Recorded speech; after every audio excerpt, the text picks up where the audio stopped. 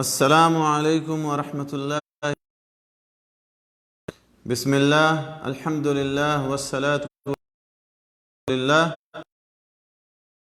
وصحبہ ومن والہ۔ محترم ناظرین، حمد و صلوات کے بعد آج کے اس لائیو ملاقات میں جو باتیں میں آپ کے سامنے رکھنا چاہتا ہوں وہ مظلوم کی بد دعا سے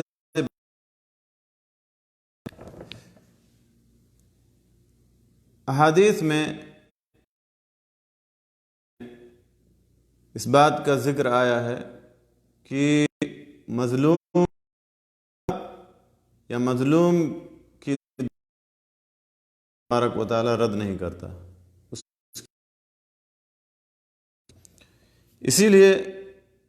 دین اسلام ظلم ادنا سے ظلم کو بھی حرام اور بہت ہی خطرناک بتایا گیا۔ قرآن میں اللہ تبارک و تعالیٰ نے بے شمار آیات میں ظلم کی مذمت کو اور ظالم کے خطرناک انجام کا بھی ذکر کیا ہے۔ اللہ تبارک و تعالیٰ سورہ نحل میں فرماتا ان اللہ یأمر بالعدل والاحسان کہ اللہ تبارک و تعالیٰ عدل و انصاف اور احسان دیتا ہے۔ سورہ غافر کے اندر اللہ تعالیٰ فرماتا ہے وَمَا اللَّهُ يُرِيدُ ظُلْمًا لِلْعِبَادِ کہ اللہ تعالیٰ اپنے بندوں کے ساتھ ظلم ذرہ برابر بھی ظلم نہیں کرنا چاہتا ہے۔ سورہ فرماتا ہے وَأَقِمُوا الْمُقْسِطِينَ کہ انصاف کرو کیونکہ اللہ تبارک کرنے والوں کو پسند کرتا ہے۔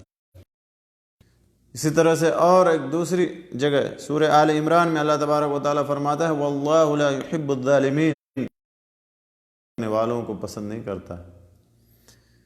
سورۃ الانعام میں اللہ تعالیٰ فرماتا ہے إِنَّهُ لَا يُفْلِحُ الظَّالِمُونَ کہ ظلم کرنے والے کبھی کامیاب نہیں ہو سکتے۔ سورہ ہود کے اندر اللہ تعالیٰ فرماتا ہے الظالمین کی ظالموں پر اللہ کی لعنت۔ تو میرے دوستو، ظلم خطرناک چیز ہے اور اس کا انجام بھی بہت ہی بھیانک ہے، بہت ہی خطرناک ہے۔ لہذا ظلم سے اور ظلم کرنے سے انسان کو بچنا چاہیے اور ہر انسان کو دور رہنا چاہیے۔ ظلم کی حرمت کو اور اس کی انجام کو بیان کیا گیا ہے۔ نبی صلی اللہ علیہ وسلم کی حدیث ہے، جابر رضی اللہ تعالیٰ عنہ بھی ہیں، آپ نے فرمایا کہ ظلم سے بچو، دور رہو، فإن الظلم ظلمات یوم القیامہ قیامت کی تاریکیوں میں سے۔ صحیح مسلم کے حوالے سے حدیث ہے۔ دوسری حدیث ہے جس کے راوی انس بن مالک رضی اللہ تعالیٰ عنہ انصر اخاک ظالما و مظلوما کہ اپنے بھائی کی مدد کرو چاہے وہ ظالم ہو یا مظلوم ہو۔ تو جب صحابہ نے پوچھا کہ تو ہم مدد کرتے ہیں، ٹھیک ہے، لیکن ظالم کی مدد کیسے کریں؟ تو آپ نے فرمایا کہ اس کو ظلم سے روک دو۔ اسی طرح سے ایک تیسری حدیث قدسی ہے جس کے راوی کہتے ہیں کہ رسول اللہ صلی اللہ علیہ وسلم فرمائے کہ اللہ تعالیٰ فرماتا ہے یا عبادی حرمت الظلم علی نفسی وجعلته بینکم محرما فلا تظالموا، اے میرے بندو، میں نے اپنے نفس پر ظلم کو حرام قرار دیا۔ اللہ تعالیٰ نے ظلم کو اپنے لیے حرام قرار دیا اور تمہارے درمیان بھی اس کو حرام بنا دیا، ایک دوسرے پہ ظلم اور نہ کرو۔ اسی طرح سے بد دعا سے بچنے، مظلوم کی بد دعا سے بچنے کے تعلق سے بھی بہت ساری احادیث وارد ہوئی ہیں، جیسا کہ صحیح بخاری اور صحیح مسلم کے حوالے سے رضی اللہ تعالیٰ عنہ ہے کہ اللہ کے نبی صلی اللہ علیہ وسلم نے معاذ ابن جبل رضی اللہ تعالیٰ عنہ کو جب یمن بھیجا تو ان سے کہا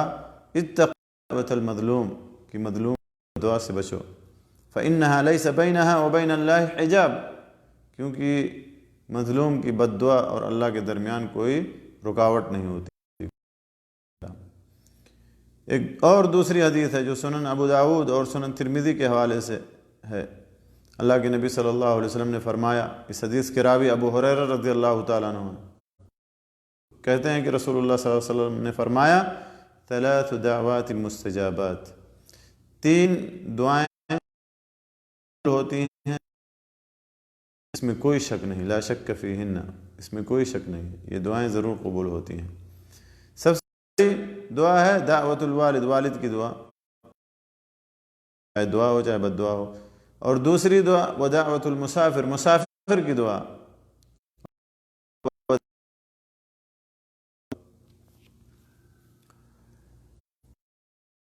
مظلوم کی بد دعا سے کیا مراد ہے،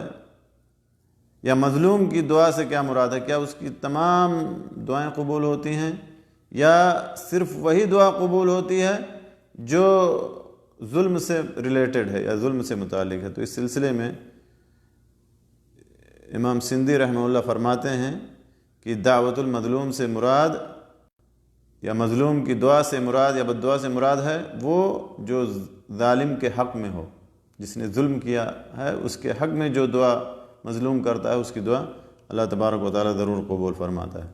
اور ہو سکتا ہے دعا کی قبولیت کا اثر فوراً ظاہر نہ ہو، تبارک و تعالیٰ حکیم ہے، وہ حکمت کے اعتبار سے اللہ تبارک و تعالیٰ دعا کو قبول فرماتا ہے، اس کے بدلے میں دوسرے اجر و ثواب سے اللہ تبارک و تعالیٰ یا دوسرے چیزوں سے اللہ تبارک و تعالیٰ نوازتا ہے یا دوسری چیزوں کو دور کر دیتا ہے۔ اللہ فرماتے ہیں کہ دعوت المظلوم یا مظلوم کی بد دعا یا مظلوم کی دعا سے مراد تم پر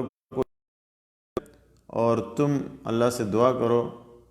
اس کے لیے، اس کے خلاف، اس کے لیے تم بد دعا کرو، کہ اگر مظلوم کافر بھی ہے اور تم نے اس پہ ظلم کیا تو اور اس نے بد دعا کر دی اس کافر نے، تو اللہ تعالیٰ اس کی بد دعا کو یا اس کو قبول فرمائے گا۔ اس لیے نہیں کہ وہ کافر ہے، تبارک و تعالیٰ اس لیے قبول فرمائے گا کیونکہ انصاف کرنے والا ہے، کیونکہ اللہ تبارک و تعالیٰ عدل و انصاف کرنے والا ہے، اور مظلوم کے لیے بھی اللہ تبارک و تعالیٰ انصاف کرے گا، اس کے حق میں بھی عدل و انصاف کرے گا۔ اسی لیے جب معاذ بن جبل رضی اللہ تعالیٰ عنہ کو یمن بھیجا تو آپ نے فرمایا کہ اتقی دعوت المظلوم، اس کے اور اللہ کے درمیان کوئی حجاب نہیں ہوتا، لہذا مظلوم کی بد دعا قبول کی جاتی ہے، مظلوم کی دعا اللہ تعالیٰ ضرور قبول فرماتا ہے جب وہ ظالم کے لیے بد دعا کرے اتنی مقدار میں جتنا کہ اس نے ظلم کیا ہے یا اس سے کم۔ لیکن اگر وہ اس سے زیادہ تجاوز کرتا ہے بد دعا کرنے میں تو وہ پھر زیادتی کرنے والا ہوگا اور اس کی دعا قبول نہیں کی جائے گی، جیسا کہ شیخ ابن عثیمین رحمہ اللہ فرماتے ہیں۔ تو ان تمام اقوال سے یا علماء کرام کے ان اقوال سے پتہ یہ چلتا ہے کہ مظلوم کی بد دعا یا مظلوم کی دعا جو قبول کرنے کا ذکر آئے کہ اس کی دعا ضرور اللہ تعالیٰ قبول فرماتا ہے، اس سے مراد وہ دعا ہے جو ظالم کے خلاف ہو، یعنی وہ بد دعا ہے جو ظالم کے لیے ہو، ظالم کے حق میں ہو، اور ظلم کی مقدار میں جتنا اس نے ظلم کیا ہے۔ حالانکہ حدیث کی ظاہر سے تو پتہ چلتا ہے کہ اس کی دعا قبول بھی دعا، لیکن جیسا کہ علماء لکھا ہے، شرح میں لکھا ہے کہ اس سے مراد مظلوم کی وہ دعا ہے جو ظالم کے حق میں ہو اور اس کے ظلم کے بمقدار ہو۔ تو ہمیں ظلم سے، زیادتی سے بچنا چاہیے، اور اسی طرح سے مظلوم کی بد دعا سے بھی ہمیں بچنا چاہیے۔ مظلوم سے مظلوم کی بد دعا سے بچنے کا مطلب یہ ہے کہ ظلم نہیں کرنا چاہیے، ظلم سے بچنا چاہیے، ظلم و زیادتی سے بچنا چاہیے۔ تو اللہ تبارک و تعالیٰ سے آخر میں دعا ہے کہ اللہ تعالیٰ ہمیں ظلم اور زیادتی سے محفوظ رکھے، ہر قسم کے گناہوں اور معاصی سے اللہ تعالیٰ ہمیں دور رکھے، جب تک اللہ ہمیں اس دنیا میں زندہ رکھے ایمان پر، اسلام پر، توحید پر، کلمہ لا الہ الا اللہ محمد رسول اللہ پر ہمیں زندہ رکھے، اور جب ہم اس دنیا سے جائیں یا جب ہماری وفات ہو تو ایمان پر ہو، اسلام پر ہو، توحید پر ہو، کلمہ لا الہ الا اللہ محمد رسول اللہ پر ہماری جان نکلے۔ وآخر دعوانا الحمدللہ رب العالمین، وصلی اللہ علی نبینا محمد وعلی آلہ وصحبہ اجمعین، وجزاکم اللہ خیرا واحسن الیکم۔